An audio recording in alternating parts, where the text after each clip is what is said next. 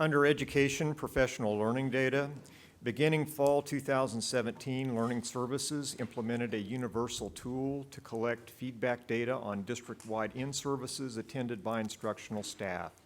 The purpose of this presentation is to provide an overview of data from the district-wide in-service on August 17th, 2017. This presentation is for the board's information. Welcome. Good evening. Good evening. So tonight is an opportunity for me to talk about one of my most favorite topics, professional development.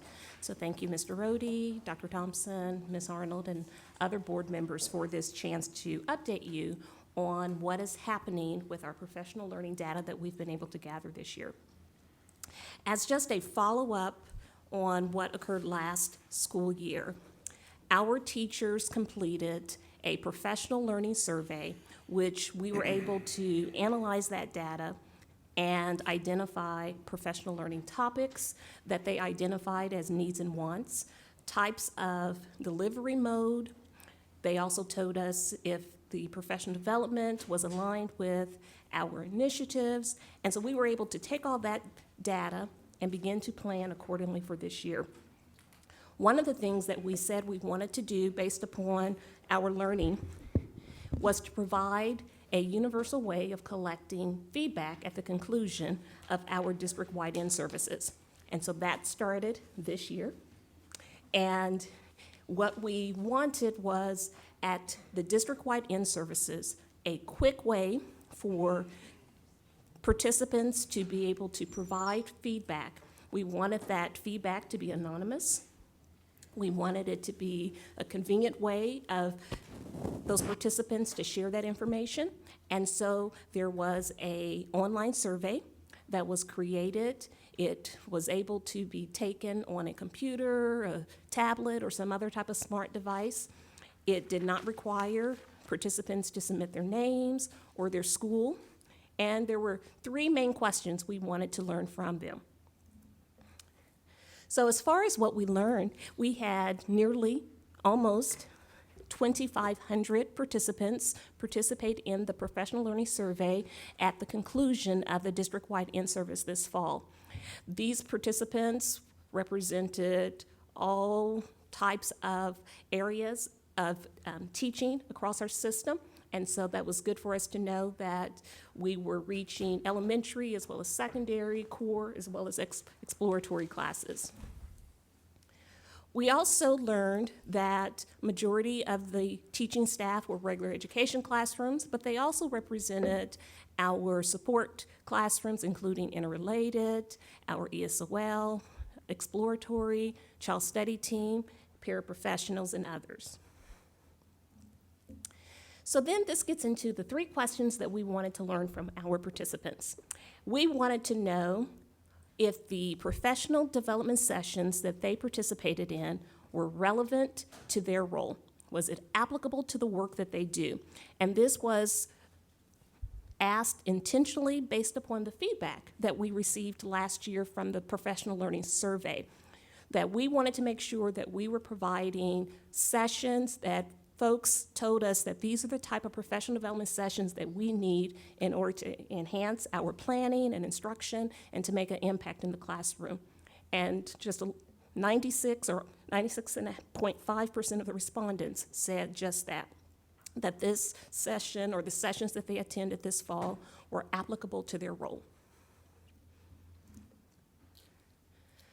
We also wanted to model what we hope we see in classrooms, is that the facilitator isn't just lecturing to an audience, but the participants were actually actively engaged in their learning, that they were full participants. And so a question that we asked was, did the presenter provide engaging processing opportunities for the participants? And 92% of our respondents said that occurred. And then the third question. We wanted to know on a Likert scale from 1 of not occurring all the way up to 4 occurring a lot or applicable to this is how, let me backtrack. I was thinking of this question before. What we wanted to know on this question is, were participants likely to take the information back to their classrooms? And this was critical because although we want to ensure that we're providing high-quality professional development isn't intended for a one-time session. Professional development is intended that the information that I'm receiving is going to help me, and so we're going to take it back and we're going to use that information. So we were very pleased on this Likert scale of not likely to very likely to occur, that respondents, 92% of them stated that they were going to take this back or likely to take this back to their classrooms and implement. And then lastly, the feedback survey allowed any participant that wanted to just provide some open-ended comments.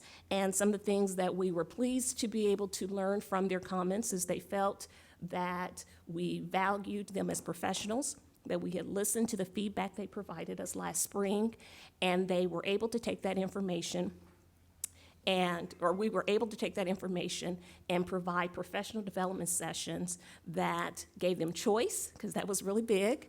They spoke last year a lot about wanting more choices and be able to differentiate that according to their content and levels.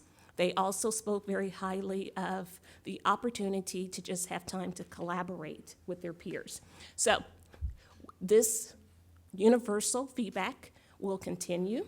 We're going to do it again at the conclusion of our district-wide in-service second semester, as well as we will continue to do the teacher-wide, or the teacher professional learning survey. I'm sorry, my allergies are really bothering me, and I'm trying to prevent myself from coughing here.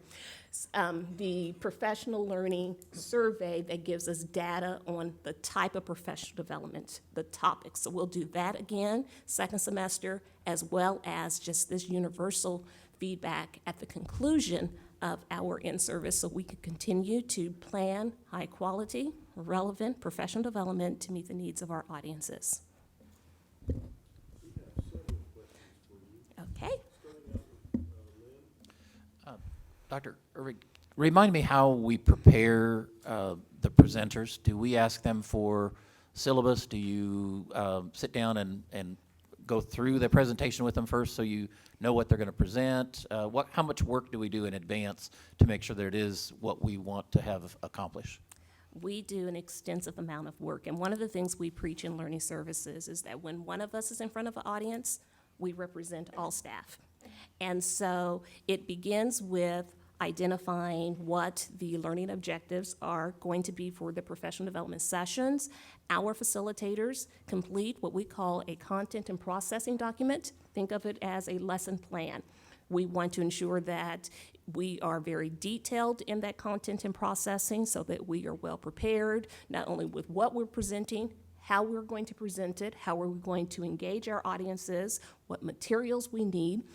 There's lots of time that's put into the planning, but even prior to presenting, we have what we call dry runs. And our dry runs include not only presenting to the learning services staff, we invite teachers and others to come in and we do a mini presentation with them to receive feedback prior to us ever going in front of a district-wide audience. So there are several folks who participate not only in the planning process, but then provide us feedback prior to us getting in front of an audience for a professional development session. Okay, thank you. Okay, excuse me, thank you for your presentation. Do we have any idea of the impact on outcomes that this would serve? In other words, if they take this back and they implement it in their classrooms, student outcome versus those that don't implement it, do we track any of that? Well, one of the things that I can say we do is that the professional development topics and the strategies that we are presenting are considered to be research-based. We're not just pulling activities and topics out of a hat somewhere. We are very purposeful in planning with our professional learning standards, with the resources that we have available, and to align those with the initiatives that we have before us.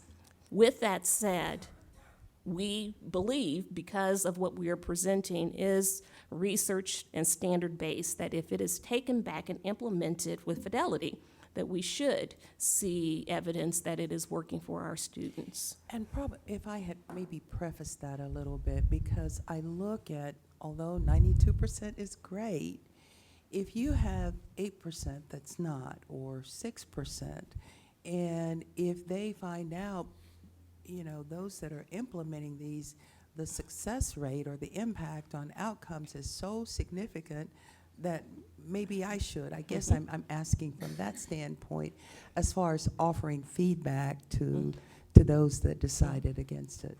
One of the things that we did this fall, and we plan to continue to do at those district-wide in-services, again, because this is feedback that we've received, that our teachers need more time to process and collaborate with their peers. And so as we talk about these strategies, these resources that are standards-based, that are research-based, for peers to hear from their other peers how they are actually implementing, maybe some things that they had to problem solve around, because we know even with the best strategies, there are times that you must scaffold it depending on who your students are in front of you. So it's important that as we continue to plan those professional development sessions, that we continue to provide that processing time as well as that collaborating time. And that goes back to that document I said that our facilitators use. It's not about just content. It's about how are we allowing our participants to actually process that information and think about how that information can be taken back to their classroom and talking with their like peers on a plan how that can occur. And are the number of responders to this, is that up? It looks like that's a pretty large number compared to the past, so.